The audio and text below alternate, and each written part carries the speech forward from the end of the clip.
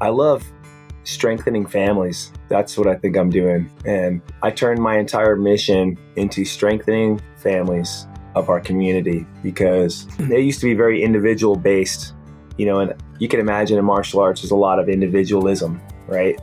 But we started doing family classes. We used to only do them once a week. And now I turned all my classes into family classes. It sets us apart, from other schools, but it's so much more satisfying to teach. What is up, my friends? Welcome to Fatherhood Field Notes podcast, where I interview incredible fathers, gaining wisdom from their stories for you and I to grow in our craft. I'm your guide, Ned Shout, father to 5 kiddos, currently ages 10 to 17, and husband to my rad wife, Sarah, working on our 20th year of marriage. So yep, I'm in the thick of it, and I am working daily to rebel against the low expectations for fathers and create a world where fathers know who they are as they show up for their families. You and I have the greatest opportunity to impact our world through the way we embrace our fatherhood role. This episode is brought to you by The Adventure of Fatherhood, helping men discover their powerful fatherhood role and build their fatherhood skills. The role of the father is to serve, guide, provide, protect, and of course, find joy and have fun in the messiness of it all. Today's guest is my friend, Wilf Curtis. We have an incredible conversation covering not outsourcing our parenting and how to be unoffendable with our kiddos, how to partner with your spouse, and so much more. Enjoy meeting my friend, Wilf. Wilf, what is up, my friend? I've been stoked all morning, looking forward to connecting with you today. Bro, how are you? I'm good, man. Golden. How are you doing? I'm doing fantastic, dude. Anytime I get to pause and talk about fatherhood with somebody that I respect and that I know I can learn from, I'm pumped. I'm pumped to just jump into conversation around fatherhood. It's the most important thing to me. Now, to kick this off, right, I always have a Google form I send. And so here's what I want to kick off, because you said something in there that I thought was just awesome. And it's not to toot your own horn out the gate, but I think it sets an incredible tone and example for other fathers listening. So what you said is that recently you were at a restaurant and a server came up to you and said that you were the most intentional dad that they had ever seen. And that they said most dads don't touch their kids or even look at them. He said, then you said that the guy asked a bunch of questions. So I just want to paint this picture, dads, and Wilf and I haven't talked about this yet, but imagine that you're operating in such a way that you're out to lunch. I mean, think about Wilf, how old are your kids? Let's just paint this picture well. How old are your kids? 15, 12, and 10. 15, 12, and 10. Okay. We all know that being out to lunch with your 15, 12, and 10-year-old is not this kumbaya, we're all sitting around holding hands. There's their kids, right? And there's stuff going on. But in the midst of a mess, okay, in the midst of some kind of maybe minor chaos, and you can tell us, what that was like, we are setting an example for those around us, even our server. So talk to me about that. I mean, for us to operate in that way, like you could have changed that man's life in the way that he shows up. You could have changed the way he feels about himself, feels about his father, all in just the way you are treating your own kids, dude. This is huge. Yeah. Well, it was a crazy moment, and my kids were just beaming when he was talking to me, because they're all standing there with me. We were trying to leave, but he stopped us, and they're all smiling ear to ear, nodding their heads like, yeah, he's pretty cool. And it was another experience for me, man. I mean, this guy was like shaking my hand like over and over again. He kept putting his hand out.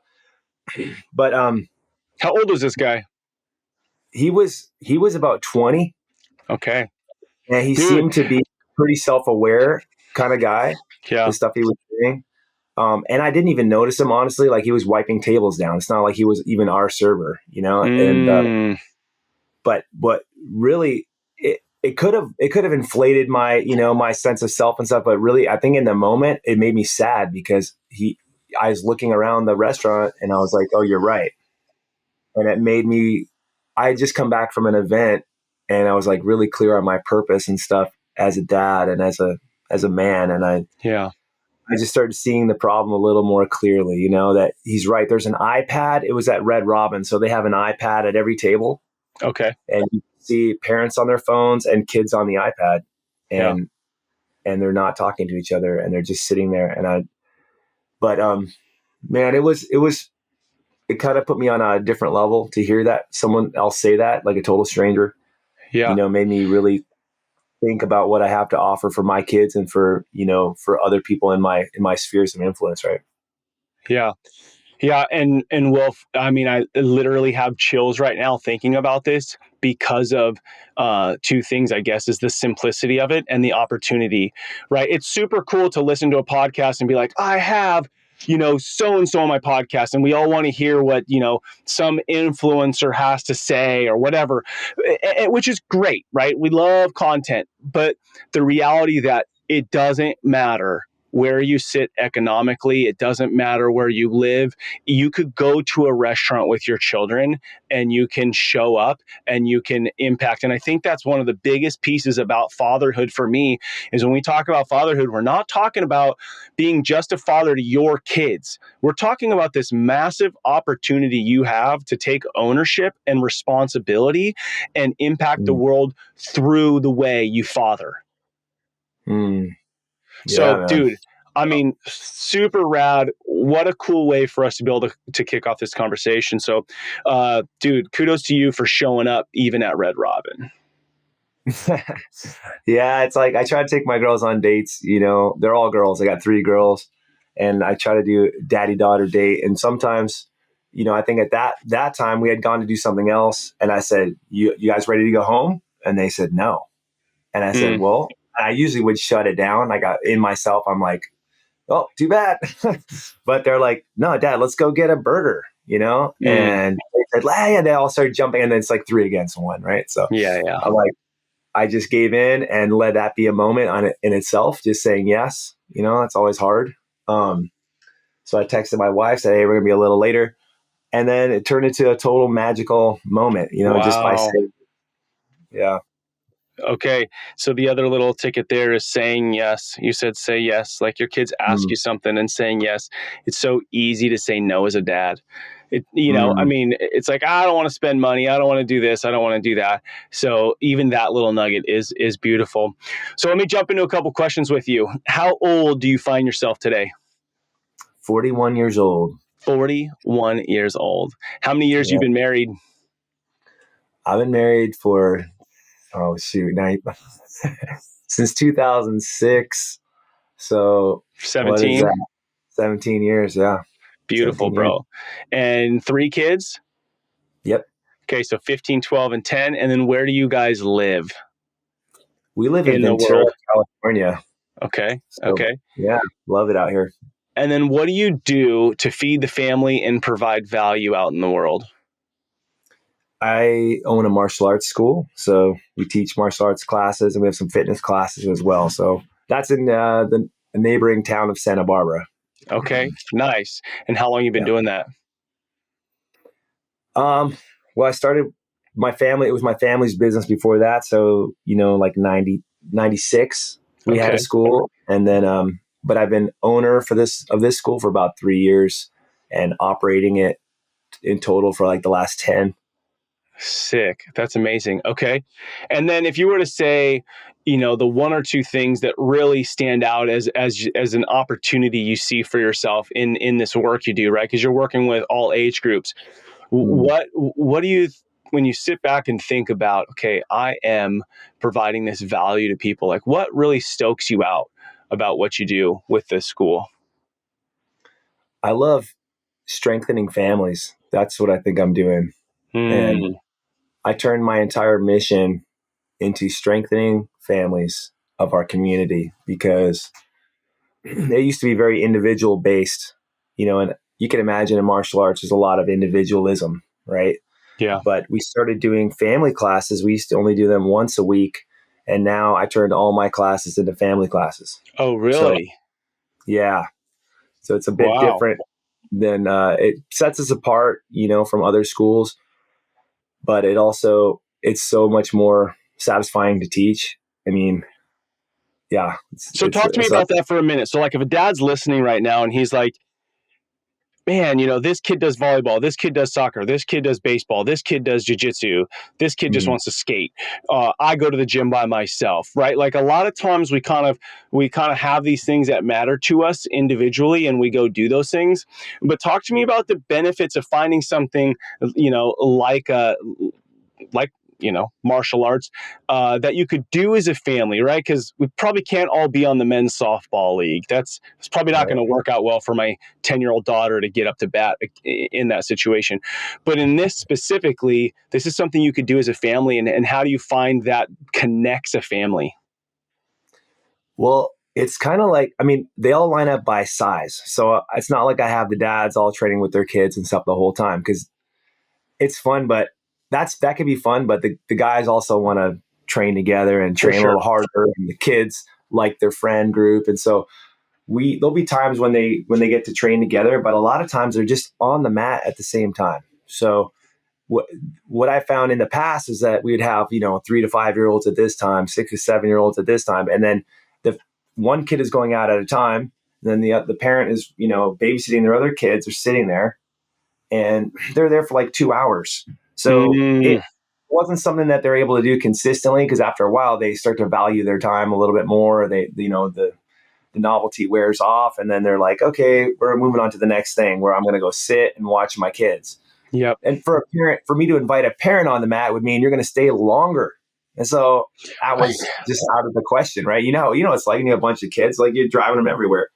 So it became like a convenience thing at first. But what's cool is that when they're on either side of the mat, they'll still catch a glimpse of each other. And there'll be moments when I stop the whole class and highlight a kid, and the dad's over there, and he's like, yeah, or I'll highlight. I've had kids see, I heard this so many times. A kid says to his mom, Mom, I'm proud of you. And then he says, I never thought I could be proud of you. You heard a kid say that to their mom? I heard that multiple times. Like, I didn't know I could be proud of my mom, because they just take advantage of her, right? They just see her as like the caretaker or whatever. Now she's breaking boards, and they're like, and then I'll say something fun like, hey, better not mess with your mom, as an aside, and everyone chuckles a little bit, but it's also true. Yeah.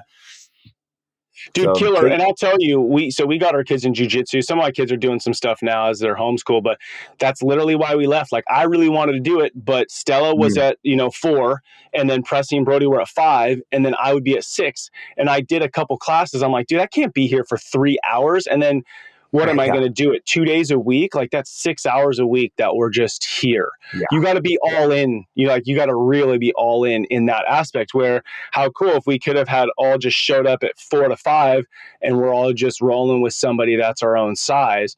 And then you're getting to see your dad, you're getting to see your mom. So dude, really awesome. What's the name of your spot in Santa Barbara? It's called Santa Barbara Dojo. So pretty easy to remember. Yeah, pretty easy. Rad, dude. Okay, I love it. When you think about fatherhood, when did you embrace fatherhood? So you've been a father through a few stages now. So there's like this moment of maybe you decided, hey, let's have kids, or hey, I'm pregnant, you're going to be a dad, or the day the baby's delivered, or sometimes it's the baby's 1, 2, 3, or 5, whatever. At what point did you go, man, this is important to me? Wow. Well, we never planned any of our kids. Sorry, kids, if you're listening, but you're all happy accidents. I like to think we were just in faith. Like, we're so naive. We're just like, if we have a kid, we'll throw her on our back, throw in a little sack and travel the world. But I think it was probably after I can imagine like a really painful night with my first daughter, just trying to put her down, and finally her falling asleep in my arms. And it's like, she's just cradled in that little spot between my bicep and my hand. And she's just, and looking at her and just making an oath right there. Like, okay, I'm all in. I'm going to be whatever I have to be for you. And I'm going to do whatever I have to do for you, and to protect you and love you. And so I think it wasn't until after, well into the weeks of being a dad, where this lump of flesh became something a bit more. And it's probably after, a sleepless night, Yeah. Yeah. In the battle. It was in the battle, in the tired. And but what I'm hearing is that you are present, right? You're talking about Mm, you at night holding the baby, mom's asleep, and there's this mm, moment of this matters, and how many of us may not, or how many, maybe not of us listening, but men not putting themselves in that situation, right? Even I know for me, like I had a brother. So having my oldest is a girl as well. So having a daughter was this whole new thing of like, I'm changing a girl's diaper, and I have right. a daughter and I haven't been around this. I don't, so there's this whole new level. But what I'm hearing, dude, is that you are present in that. Mm, Right. And so that encouragement, dads, as you're listening to this, we have to call other dads into fatherhood. And so it's like, yeah, hold the baby. Yeah, change the diaper. Yeah, be up late holding the baby. And I also think it's really helpful, Will. So thanks for sharing. Some of us are like, oh, the moment I heard I was going to be a father, I was like overcome with rainbows and unicorns. But the reality is in some instances, dads may not feel that way for a year or two. Like, and moms go through postpartum at times, and I think it's okay to acknowledge that um, it's a little difficult. And I think what happens sometimes is dads just innately know we're here to provide and protect, so we just put our heads down and go to work, right? And we right. think that's what we do, and we don't make that deeper connection with our kids. So love what you shared. Now, as you think about fatherhood, right? We learn so much in life through work, through a relationship with our spouse, but then it's really interesting because we have these little humans that are half of us, which is kind of bizarre, right? Like you see Mm, the parts in them that you like, you see the parts in them of yourself that you may not like as much or that you're working on. But when mm. you think about your relationship with your children, what have you learned about yourself in the process of being a father? Wow. I feel like I got to see a little whiner, a little Mm. complainer. And I was like, that's me, when I heard myself complaining and whining, and I was like, wow, that's what I sound like. Yeah. I feel like there's such mirrors, right? Anyone who has kids, like you hear them say something back to you and you're like, oh, that came from me. And then sometimes I'm like, no, that came from you, pointing to my wife. Yeah, Um, yeah, yeah. That's one's easier to call out. right.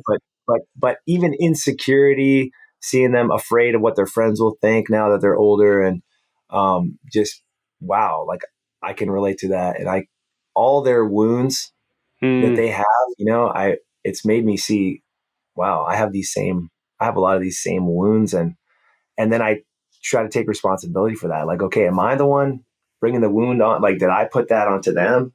yeah. And Do you have an man, example? Because I actually wrote down, like I underlined this, and what you put is you put the wounds down, and I think this is really mm, interesting. And you don't have to, but does anything come to mind as a wound that yeah. you've uncovered or seen? So one of my daughters, she'll just verbalize it, and it's something that I don't know if I ever verbalized it, but she'll say, no one listens to me. No one, no one cares what I have to say. And I was like, that I had this outburst when she said that. Hmm. She was saying it as a justification for why she was having a tantrum and treating everyone like garbage. And And now, she where said does that she fall in the order, real quick? she's the middle child, Dude, phenomenal. Okay, right? go. And so I just heard her say that, and I snapped at her, and I go, I'm not proud of this moment, but I snapped at her and I said, "You're right. I don't care." Hmm. Because in that moment, I was like, her emotions were just Yeah, overpowering everybody. And I was like, I don't care to hear your emotions and everything. So she stomped off. And man, I just like, it only took me a second, but I realized right there, we were in the car and we were about to leave. So she walked out of the car, hmm, and I realized like, this is a moment right now. Like this is going to be a wound in her heart for mm, years. If I don't get out of the car right now, and it sobered me up. And yeah. cause I have had that thought, no one cares about me. No one listens to me. My feelings don't matter. So I got out of Where the do you, car. go ahead, Yeah. go ahead. Oh, I got out of the car and I just went up to her. I got on my knee. I looked at her in the eye and I said, I was wrong to say that. And it's not true. I do care about your feelings and I love you. And she just cried and held on to me. And she's Wow. 12, and she's weeping it like a little girl again. And I got to I felt like a part of my heart healed in that moment as well, from my childhood. Where did you fall in line with your siblings? I was the first child. The first child. I'm the oldest. Yeah. But you felt like you didn't have a voice in some instances with your family. Yeah. Yeah. How unique, bro, that your own wound you can utilize. Well, one, right? It's like a double-sided, right? Like our own wounds we end up doing to others. But in the moment, you were able to catch it because you could have just been like, I'm fine. I felt that way as a kid too, and I'm fine. She can get over it. And how easy as a dad, right? Because it's like, we're in the car. It's time to go. I don't have time to deal with this, especially with a 12-year-old girl's drama. But when you paint the picture, right, it's easy for us to do that. But to have the awareness that I'm 41 and still feel this way sometimes because of how my parents treated me. And to be able to take that and go, hey, that same feeling is in her, maybe partly a middle child, maybe partly that's just passed down from me because it's how I have felt. But the thing that you said, bro, that was painted the most beautiful picture of it for me was you said, I got out of the car, right? And then I went and got down on one knee, eye level. And I think, okay, you already took action to get out of the car, which is like we could kudo ourselves as a dad, like, okay, I'm doing this. But you took that step to get down eye level, and that feels like a real apologetic, humbling gesture versus chasing down. Hey, I'm really sorry I said it. If you know it's not true, I care about you. Get your ass in the car. Let's go. Because sometimes when we're vulnerable as dads, we do that. Right? We might say, okay, I'm being vulnerable, but I'm still going to show up with a little bit of aggro. I'm going to show up with a little bit of power so that although I'm making a vulnerable gesture, I'm using some tonnage or some words that still keep me in the not fully vulnerable state. So I just think that the way you showed up was really rad and that you'd share that with us. And my hope is that dads would see that opportunity because the thing is those things are going to come up all the time. They're supposed to. That's what family's for. Right. It's what we do in those moments. Yeah. It's good. That's Love good. it. Love it, dude. I love it. Okay. In your opinion, what is the role of the father? Wow. Well, I'll start out by saying that my stepdad, he told me that you're supposed to, he said, a role of the father, and this stuck with me all these years, he said, the role of the father is to teach your kids to be good citizens and protect them. So first to protect them, second to make them good citizens. And then he said, third, if you're lucky, you get to be their friend later on. And that always kind of stuck with me. It's like, but I've kind of added on to that because that to me didn't mean be emotionally present, be vulnerable.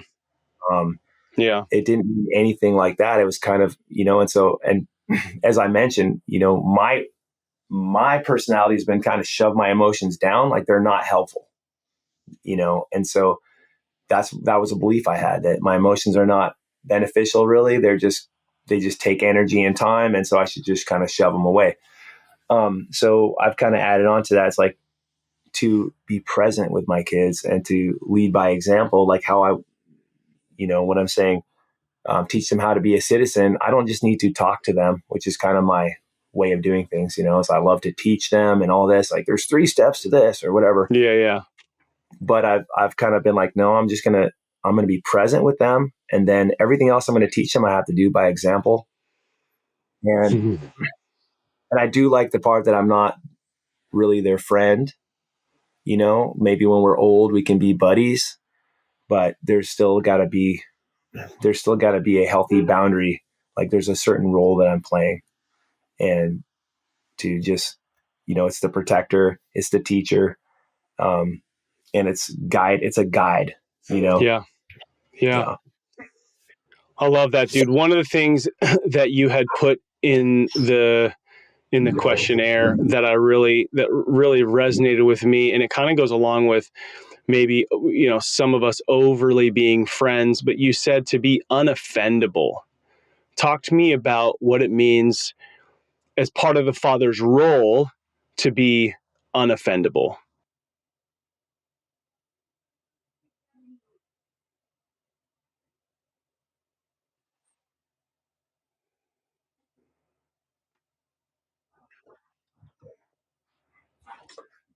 Um, sorry. You're good. So I don't want to take offense to what my kids say, because that puts me at their level. It kind of puts me as a friend, Yeah. right? Like, somebody can be injured is somebody that you're equals with. If I'm really in this role, of protector and of as a guide, then if they tell me something that's immature, if they tell me something that hurts my ego, it should be easy for me to brush it off, because it's has nothing to do with me. I just see it as, okay, they're having some emotions, they're going through something. Yeah. And I used to take that as, all right, I'm unoffendable, like I'm untouchable. But I've turned that into, hey, I can be vulnerable. Like, I can say, hey, that hurt my feelings, but I don't need to overreact and show that it hurt my feelings by hurting their feelings back, or by losing my crap. I mean, how Mm-hmm. many times have we just been like set off? Just like, I realized, like, man, I have a temper I didn't know I had. I thought I was a pretty chill guy until I had kids. It's like, realized, like, wow, I got some, like I said, wounds, but I started acting like my dad. My first dad was a bipolar alcoholic. And so when he had a burst of energy in a negative way, it was like super traumatic, super destructive. Like, there was times he would, just as an example, he grabbed a jar of jam and threw it at my mother, and it Wow. smashed right next to her head on the wall. Right. Like, I have that in me sometimes, like that violent urge, or Yeah. even just to yell violently or to whatever. So for me to be unoffendable, it means that no matter how much they hurt me, no matter how much it hurts, I'm not gonna, I'm gonna keep self-control, and I'm gonna be able to not take it personally. Like, I'm not the child in this situation anymore. I'm the Yeah. adult. Yeah. Yeah. Dude, I love it. I needed to hear that. I've been in a bit of a transformation around that. I am really good friends with my kids. Like, my kids and I are friends. We hang out. We do a lot of stuff together. um, but I have realized in some instances that I could think of a couple that I've gotten offended, and it's because in that moment I made it too much where we're like out surfing as equals instead of I'm still your dad. Like, we're friends and homies hanging out. But you're right. If we're just two 14-year-olds out surfing, then it's easy to get offended. And to hear what he says, as an example, and or as another example of like, oh man, I know I need to take my kid's phone away, but they're going to be bummed about it. Right? Like, I don't want my kids. So it's funny because me and another dad have been talking recently to be less concerned about my kids' happiness and more concerned with what they need. So I think this idea of part of the role of the father is, I want to keep that piece of the friendship I have with them, because I'm developing that, right? And you're not saying that you're not. You are developing that relationship, right? So that when they move out, when they're 30, 40, 50, they're still, we're friends.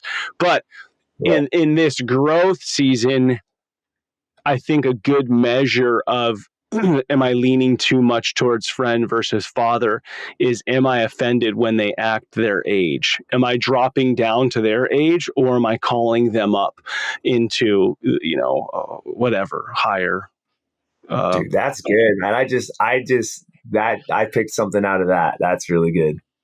Really good. I love the Unoffendable, dude. And I'll tell you, I've been kind of on this kick around Unoffendable. Rise Up Kings, their event this year. I don't know if you were at the one where Brant Hansen spoke. Mm-hmm. Okay, we were there together. Brant Hansen spoke on his book, The Men We Need. But then I went and read another book that he wrote called Unoffendable, and it was freaking phenomenal, dude. Wow. Yeah, I mean, it just unlocks some stuff. The guy's approach is so cool, but it unlocks some stuff that we're not supposed to be angry at people or Mm-hmm. at things, that we're supposed to be unoffendable. So anyways, I love that. So it's been a little bit of a journey for me. Now, you talked about your stepdad, and then you talked about your dad being bipolar. And I heard you mention that you've had 4 dads and you've gained some from each of those 4 dads. I'd love for you to break that down for us. Well, just a quick, like a quick history lesson on me is that my bio dad, he's the bipolar one. I have a relationship with him to this day. Okay. He did being bipolar.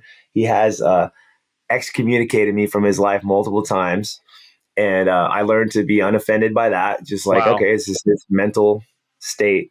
But I haven't lived with him since I was 3 years old.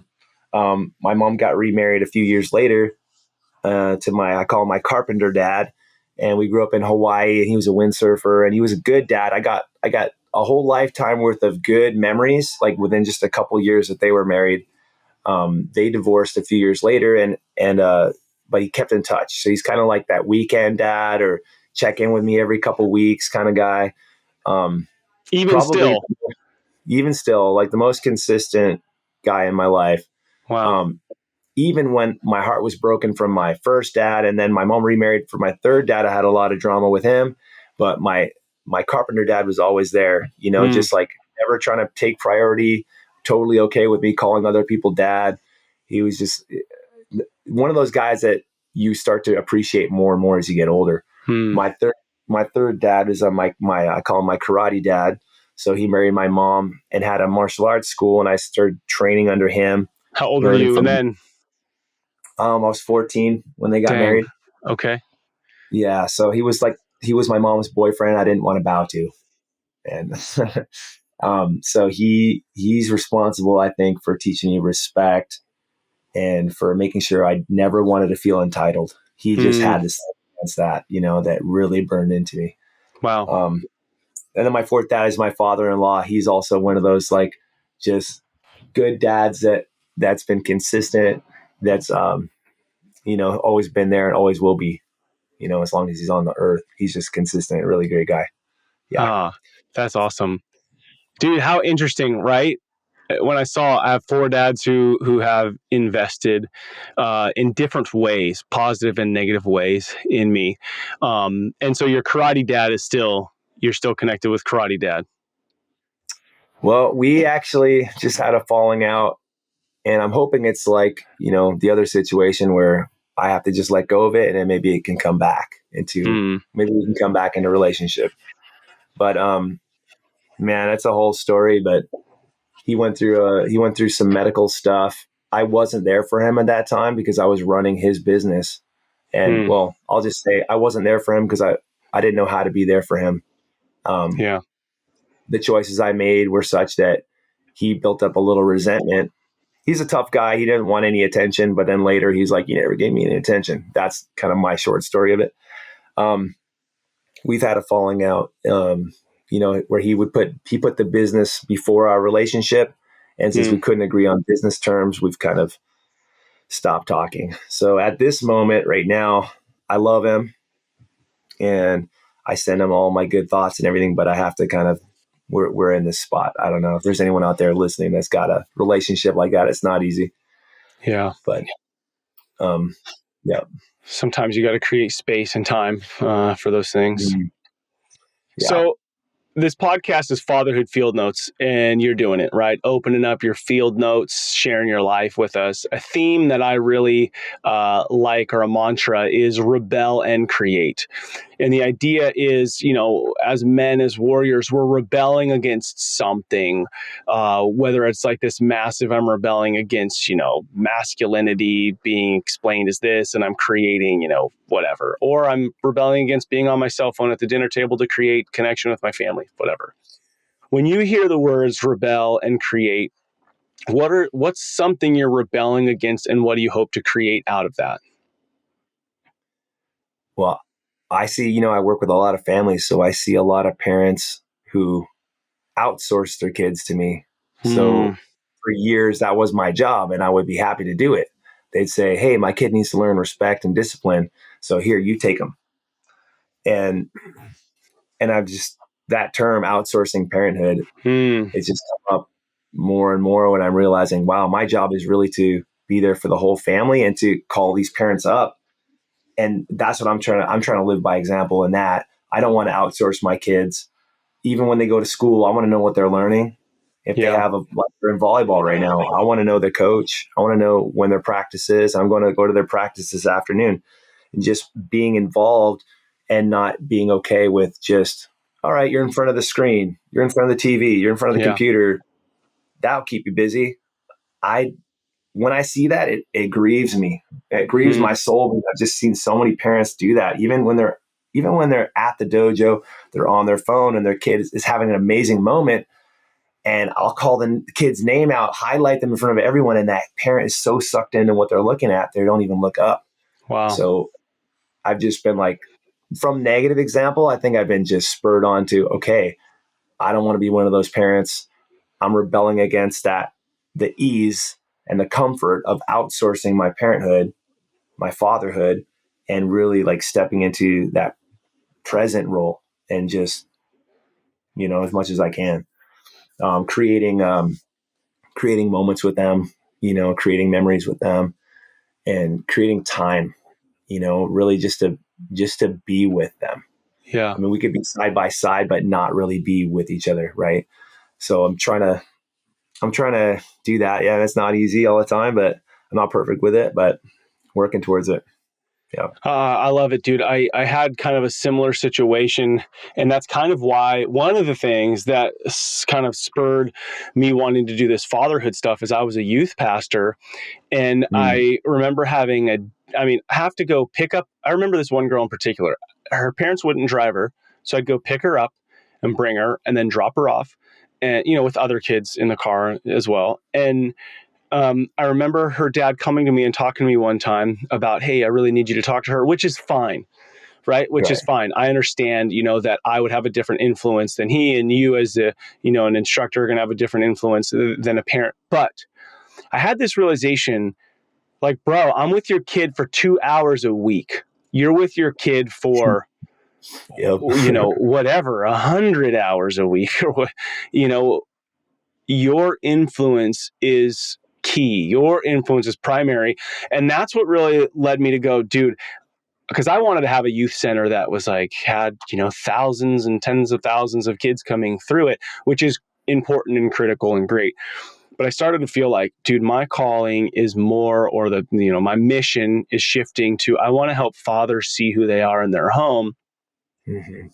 So that they're the ones who are able to have these conversations and connections with their child, and or, like you said a couple times, is just live by example in your home, right? Like, if you want your kid to live a certain way, then you freaking do it, right?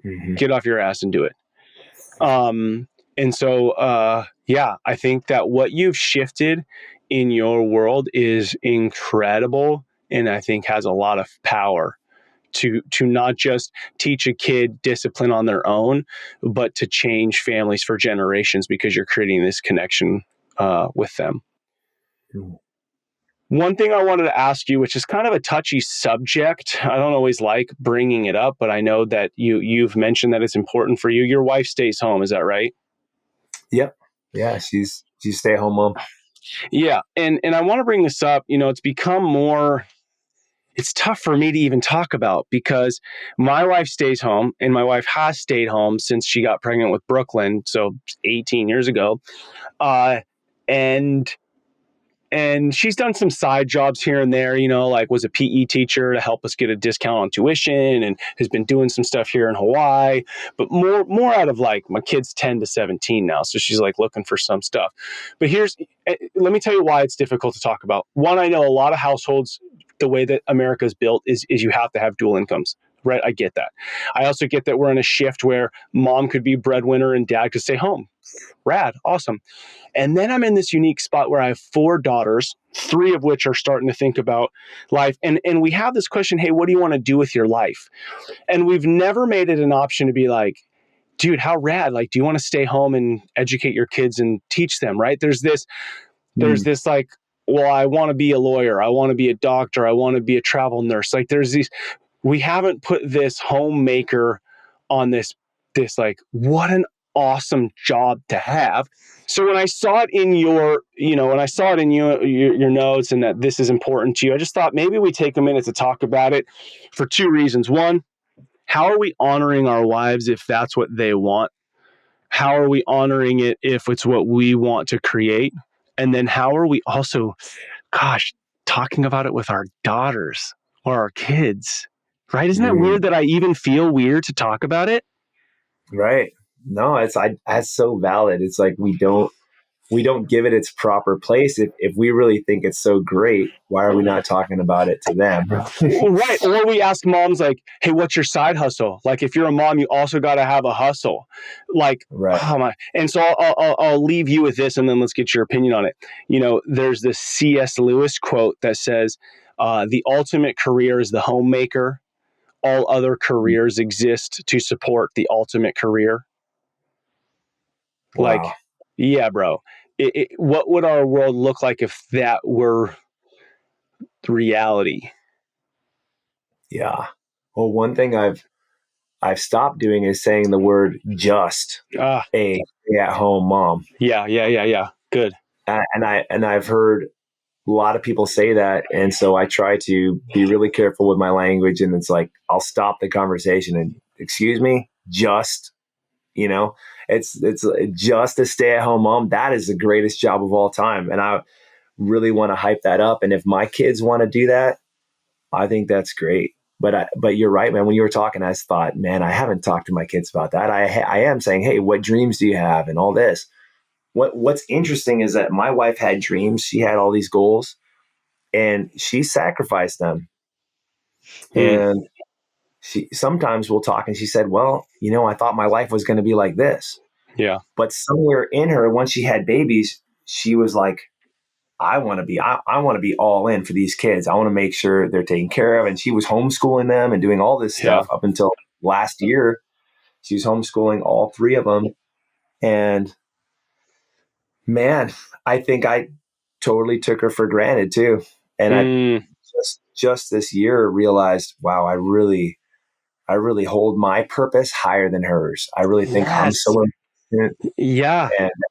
And you know what it took was I went on this camping trip recently, and I met a guy who said he was super convicted that he was living his life, and his wife was living his life, and his kids were living his life, all for him.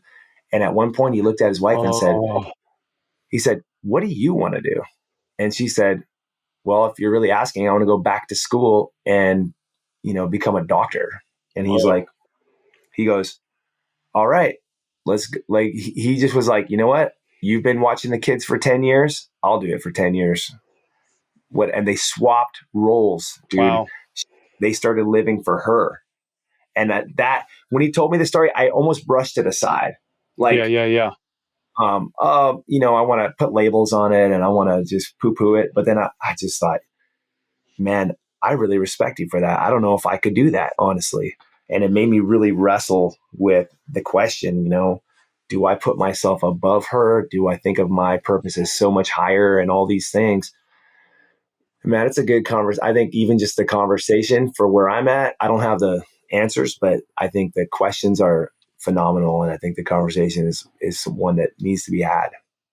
Yeah, dude. So here's kind of like, as you're sharing, this is a little maybe aha, or not, I don't know, for me is like, Mm. it's not that I want to start raising my daughters to be like, all right, school's not important. Don't go to college, just find a dude, get married. And then so I don't think that's the solution, but Right. in the statement as a man and this is me too, man, for years, it's like, I bring home the money, right? I'm only able to go have that freedom and have 5 kids because of what my wife has done. Right. Mm. And so to look at it as both are sacrificing and to look at it as we're a team, I think maybe that could be the conversation, whether you're both working or one's working and one's not. But how are we not putting one purpose above the other? And how are we not saying like what I'm doing is more important than what you're doing? And I think the general consensus in our culture is that if whoever's making the more money, we have such a value of money that is the higher value. And if we could just honor the work the mom's doing and or partner, maybe that would be a good starting point. Yeah, I think it doesn't have to be one way forever. Like my friend Mm-hmm. was telling me, it can kind Yeah. of change. And being in attune with that. My another close friend of mine is going through the same thing where his wife has been making all the money and he's been kind of cruising. But it put him into a depression. It Mm, turned him. It was part of the reason he kind of turned into an alcoholic. mm, And so since he's been getting therapy and everything, and then asking his wife, "What do you want?" She said, "I want you to provide."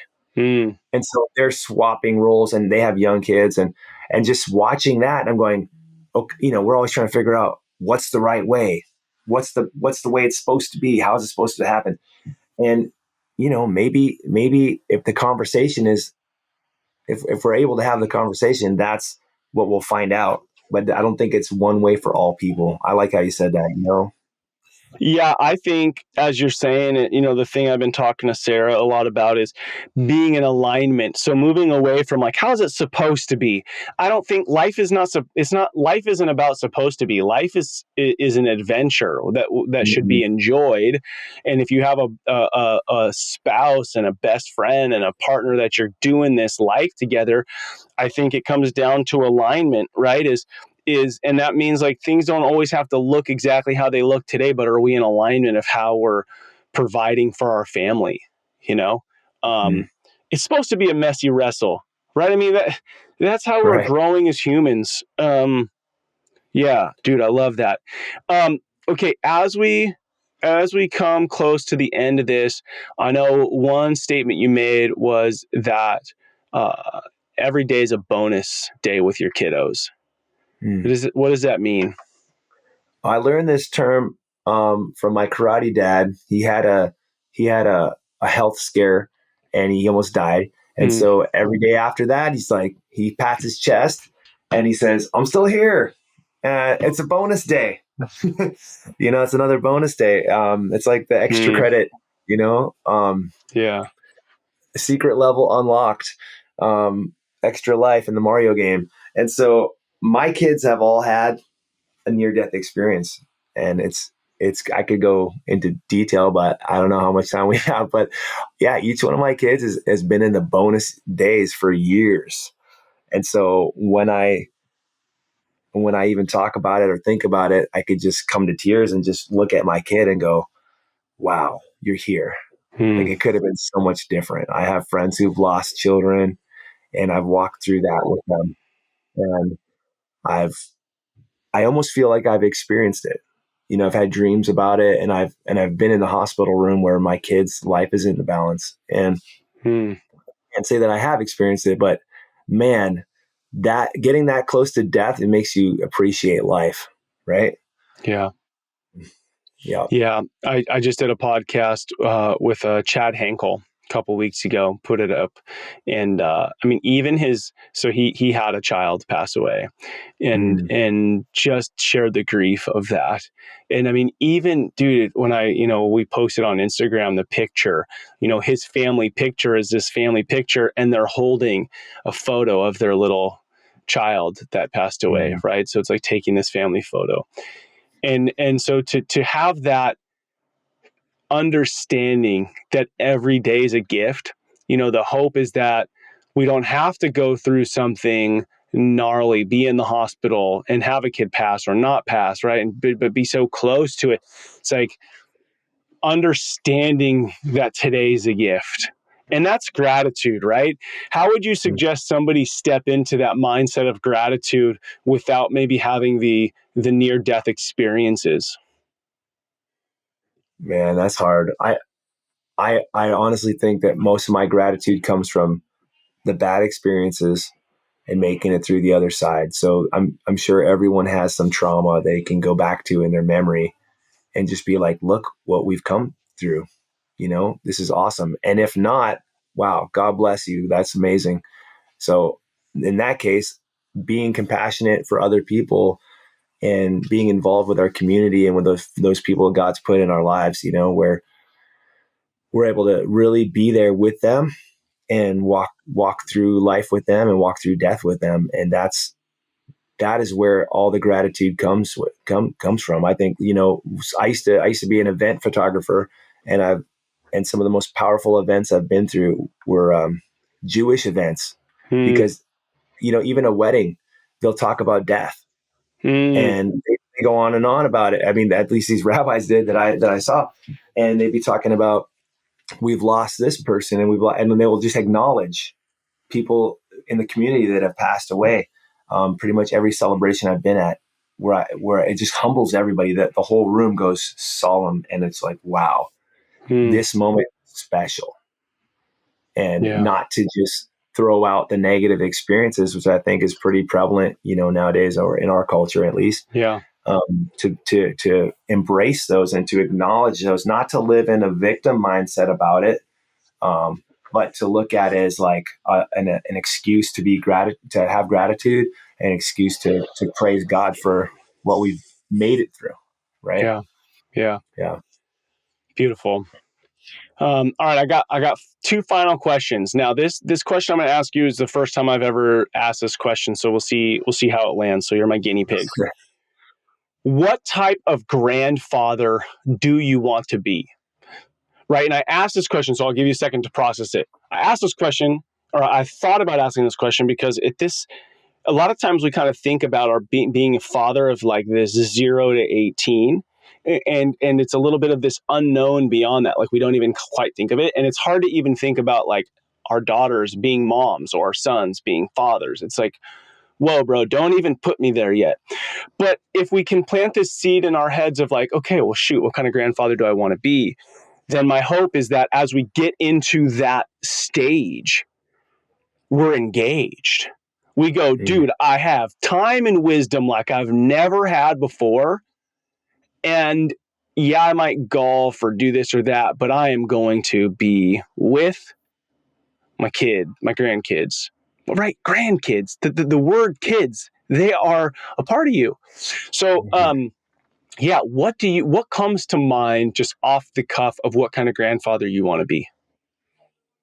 Man, I love that question. We just had this conversation the other day, my wife and I, and I think the old me would have said retirement and like all these things I want to do and all this. But man, I know that I know that I know I want to be there for my grandkids. I want to have a space. Like, I want to have a home. I've moved 40 something times in my life. Wow. I never had a childhood home. My grandparents had the home for, a good 15 years of my life. It was like the family home. And I would love to establish that. So I think of right away, I just think of a big living room, an old leather chair. I'm sitting in it. I'm not watching the game. I've got the kids, got the grandkids coming over. It's just like an open door. And, that's what I imagine right off. I Just think being that present. answers perfect, because as soon as you gave, like, I wouldn't have said that. And as soon as you said it, like, my grandparents on my mom's side, their house, I mean, dude, so many memories there, just being there. Like, I could smell the living room right now. I can hear my grandfather's laugh right now. So I love that answer. And like, how cool, like, as we're making decisions as men, like, instead of, oh, we're going to get the condo next to the beach for retirement. Oh yeah, kids aren't welcome here. You can't really have kids here, or whatever. That's very different than, I've got an acre and I've got a house, and it's like, come on, let's do this. I love that answer, bro. So rad to put that thought in our heads now, right? Beautiful, Yeah, bro. it's because when you think of success or money or any of that stuff, none of that matters. And I got to see that in my own family, like in real time. Right now, I'm seeing grandparents miss out, and I Mm-hmm. don't want to miss out. And that could be for health reasons, money reasons, whatever. But when I get to that age, I want to be able to speak from wisdom and from experience. And no one's going to listen to me if I don't have my stuff together, if I don't get it together, Yeah. right? Yeah. If I don't get that house, if I don't get that, like no one's going to be asking me their advice or for my Yeah. advice. So that's just more in the tank for me, man. I love that question. Love it, man. All right, final question, and we'll wrap it up. When you think about legacy, right? So imagine you are peering into the homes of your children in 30 years from now. They're close to your age today. What is it that you see being played out in their homes, and it just puts a smile on your face going, I showed up? I can just see them in the kitchen, what we call Hapkido love, just grabbing each other, doing wrist locks on each other and tapping out, smiling, like just wrestling around. I want to see my family physically active, and in shape. Um, and so for me, because I grew up in the martial arts, I think that would be my ultimate dream, is just seeing martial arts going for generation. And man, that idea of like, man, I'm a martial artist and my grandfather's a martial artist and my great grandfather, there's just something nostalgic about that for me, having the uniform hang up, they got the belt all by the door to go. But I'm willing to let that go as long as I have some kind of physical thing that we do together. Maybe it's surfing, maybe it's whatever, but just doing life physically together, having that joy, having that clear communication with each other, and just like, that's what I imagine. Yeah. Dude, Wilf, thank you so much. I've loved our time together. I love the way you're showing up. I mean, from the very beginning of being noticed at a Red Robin to the wisdom you've shared today, with not just the look at how awesome things are, but all of it. Keep showing up that way. Keep loving your kids. I know that the man that you desire to be as that grandfather, he is being built right now, and so to be able to be a part of that is incredible. And then lastly, I'd be an idiot to not at least say this. You and I just spent 5 days together at an event called The Forge with Rise Up Kings. And there was one experience we had where I literally had to come to your hotel room at 10 o'clock at night and apologize to you for the way that I showed up and treated you. But I need to say thank you, because that experience pushed me to a place, and it revealed something of how I have treated my wife and become critical of her sometimes when she's showing up as a mom. So in that moment, you were able to serve, as a human for me to have conflict with, to reveal something to me that literally, bro, when I came home and said, hey, this was the experience and this is how I treated this guy.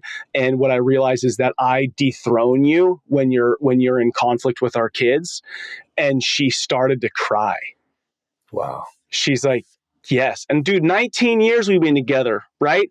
And so in a 2-hour experience where I was a total asshole to you 2 times specifically, and then you and I went and resolved it. You know what I mean? It was an experience. But I got to say thank you, because you revealed something through that experience that will move forward for the next 50 years of my marriage and improve it, or, improve it. Yeah. So thank you for being you. Thank you for showing up. Thank you for being a good friend to me, and a great father, husband, and leader in your community. You're welcome. And thank you for being you, man. You're amazing. Your podcast has been great. I love it. Dude, thank you. All right, bro. I love you. Until next time. What an incredible conversation Wilf and I had. I so loved connecting with him. And as you heard there at the end, there's this deep connection that him and I have based on experience that we had at a Rise Up Kings event that I'm deeply grateful for. One of the things that really stuck out to me that I'll be applying in my own life was this idea of being unoffendable. It's already something that's been on my mind, is I don't want my kids to be worried about my happiness. And I think there are times where I have been offended by something that my kid said to me, and they see me be bummed because I got offended. And so then they feel bad because it's like, I'm not just their friend that's hanging out with them, I'm their dad, and they don't want to see me get bummed out.